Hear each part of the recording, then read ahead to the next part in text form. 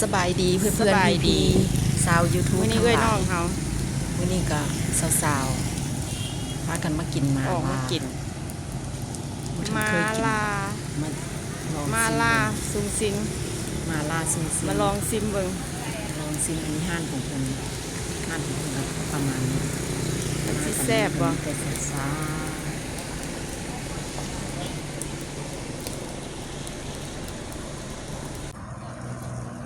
มาแล้วสาวๆสิมากินมาลาพี่น้อง มาลองซิมหมาลามื้อนี้นางงามแข่งเซกล่องแข่งเซกล่อง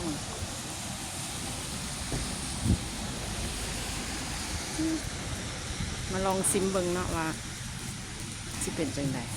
เข้ามาในห้างเลยบรรยากาศของห้างตอนเที่ยงก็บ่ค่อยมีคนปานใดตอนเที่ยงก็บ่ทันมีคนหลายปานใด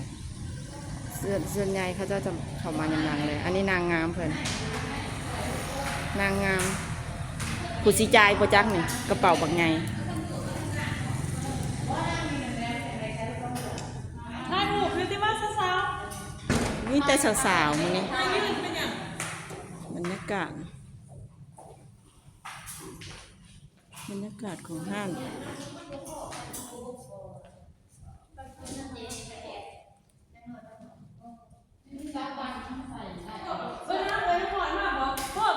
เข้ามาในห้านก็ประมาณนี้บรรยากาศของห้านก็เบิ่งวิวของห้านเพิ่นสาวๆก็ซอกบนนั่งอาจสิเหมาะกับ ตอนนี้ก็มานั่งท่า ก็นั่งรอท่า นั่งท่า สาวๆก็สิสั่งมาประมาณ2สุดเนาะมาลา จะมาพอดีนี่ มาลา2สุดกับสุดกะ ชมวิวของห้าง สุ ค่ะ ดกลางเห็นปะ รออาหาร 7 คน แป๊บหนึ่งก็มา สุดกลางนั่น กำลังสั่งอยู่พอดี ก็ จะ สิ มา กินได้อยู่ประมาณ3-4 คนกับพอดีอิ่มสุดหนึ่ง299 เขาจะมอง เว้าก็พอดีมาเลยอาหารก็มาบ่ทันครบเพิ่นก็จะมีส่วนผสมเพิ่นหลายอย่างเนาะอยู่ในสุดหนึ่งของมาลา299ก็ประมาณนี้พอดีถึกตอนเที่ยงก็หิวก็กินไปน้ำกันกินไปเพิ่นก็จังสิเอามาเติมทีหลังอาหารบ่ทันมาครบหิวแฮงว่าซั่นสาวๆว่าตอนกินบ่ทันมีไผห่วงอ้วนกินแล้วจังค่อยว่ากันสาวงามมีแต่สาวๆมื้อนี้อันพอดีมีเสียงเพลงเพิ่นเปิดเพลงในห้านเพิ่นเนาะก็เลยได้ตัดเสียงพื้นหลังออกขอโทษขออภัยกับเสียงภาคเด้อบ่ม่วนเสียงภาคก็ได้ในห้านเพิ่นนี่จะมีอยู่3สูตร3ราคาเนาะสูตรน้อย199,000 กีบสูตรกลางถ้าไป2คนนั่นพอดีกินน่ะ199,000นั่นพอดีอิ่ม2คนหรือว่า3คนนี่ก็จะอิ่มอยู่แต่ก็สิอาจจะบ่เต็มดีปานใด3-4 คนนี่จัดเลยสุด299,000 กีบถ้าสุดใหญ่เพิ่นจะอยู่ที่399,000มันก็จะประมาณ5-6 คนเนาะสุดใหญ่เพิ่นแต่พวกเฮามากัน7 คนก็ย่านบ่อิ่มแดเอาไปเลยสาวๆว่า2สุดกลาง299,000 กีบพี่น้องเอามากินกันเลยสาวๆก็กินแบบแซ่บซ้อยกินอิ่มจังค่อยว่ากัน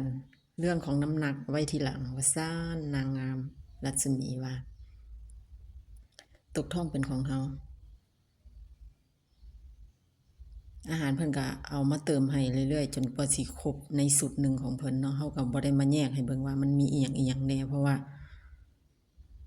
อันนั้นถ่ายก็ถ่ายนำบ่ทันเพราะว่าเพิ่นมาเทื่อละอัน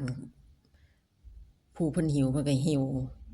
เพิ่นก็คีบไปนำกินไปนำมันก็หมดไปแต่ละอันก็เลยบ่ได้ภาพตัวว่ามันมีอีหยังแน่ประกอบมีอีหยังแน่เนาะ อันในสุดของหมาลาเพิ่นจะมีแจ่วให้นั่นก็คือเฮาแจ่วนั้นเฮาไปปรุงเอาตามที่เฮาต้องการเลยมันมี2-3อย่างไผมักรสชาติส้มเผ็ดหวานเค็มนัวอิหยังต่างๆไปปรุงเอาตามใจ อันหม้อน้ำซุปเพิ่นก็จะแยกออกอยู่สองข้างเนาะก็คือจะเป็นรสเผ็ดและก็รสธรรมดา แล้วแต่ผู้มักก็แซ่บอยู่พี่น้องไผได้กายไปกายมาก็มาแวะซิมแวะอุดหนุนร้านเพิ่นได้เด้อจุดพิกัดของเพิ่นก็เมืองละมามแขวงเสกอง ประเทศลาวแซ่บอยู่พี่น้องเฮาก็บ่เคยกินจักเทื่อดอกครั้งแรกในที่มากินนี่ว่าซ่านมันก็แพงเด้ราคามันก็ได้เนาะ299นี่ถ้าเทียบเป็นเงินนั่นบาทก็สุดหนึงตกอยู่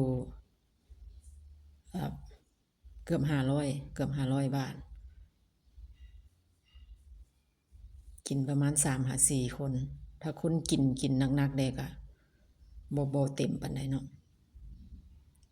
คันเว้าแล้วก็บ่แพงปานใดดอกเนาะคือช่วงนี้ก็เฮาก็ฮู้เนาะสินค้าในตลาดมันก็อิหยังก็ขึ้นสินค้าขึ้นค่าครองชีพขึ้นอิหยังก็แพงไปตามสภาพอาหารการกินก็แพงไปพร้อมกินอย่างแซ่บเลย ขอบคุณทุกกำลังใจทุกเลิฟทุกไลค์เด้อที่แวะเข้ามาช่องน้อยๆของสมใจ Channel ขอบคุณทุกท่านชาว YouTube ทั้งหลายเด้อที่บ่ลืมกันไผแวะกายไปกายมาก็มาแวะกดเลิฟกดไลค์ขอสัก1คอมเมนต์ฝากไว้ก็ได้เด้อขออวยพรให้ทุกท่านที่แวะไปกายไปกายมานี่ก็จงมีสุขภาพแข็งแรงซื้อได้ขายมานเวียกงานเจริญก้าวหน้า